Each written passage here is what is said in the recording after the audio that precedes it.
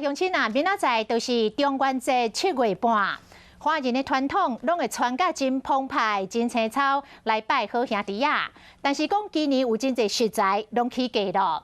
以成例来讲，一包10片装的鱼肚，去年的中元节卖500块，今年起到830块。啊，这个鸡肉嘛为一台斤81块，起到95块。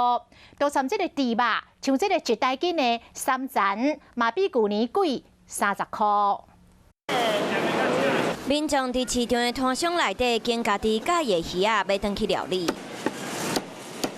毋但鱼摊真侪人，鸡肉档、猪肉档嘛拢是人。这是台中上大的菜市啊，建国市场。民众赶伫中元节前一天买中元节普渡的贡品。不过今年因为通货膨胀，真侪食材拢起价啊。有较贵是啦，买无几项涨一些啦，就会买啦，买少一点就这样。民众虽然无奈，不过要是爱买。以拜定的拜三星来讲，一包装有10片鱼肚，去年中元节大概卖500块，今年起到830块。鸡排部分一台斤大约81块，起到95块。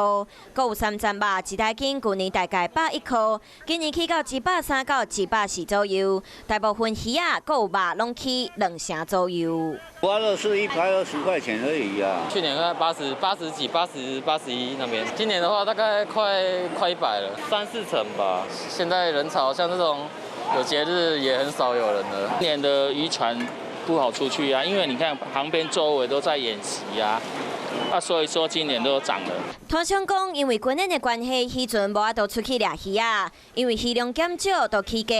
鸡肉是因为饲料真贵，天气烧热，鸡仔歹饲嘛起价，真侪成本增加嘛拢反映伫价上。不过中元节拜要是爱用到，所以民众虽然无奈，要是共款爱买。你好，我是宋彦明。想知道更多的新闻内容，请订阅华视新闻的 YouTube 频道，并且按赞、订阅、开启小铃铛。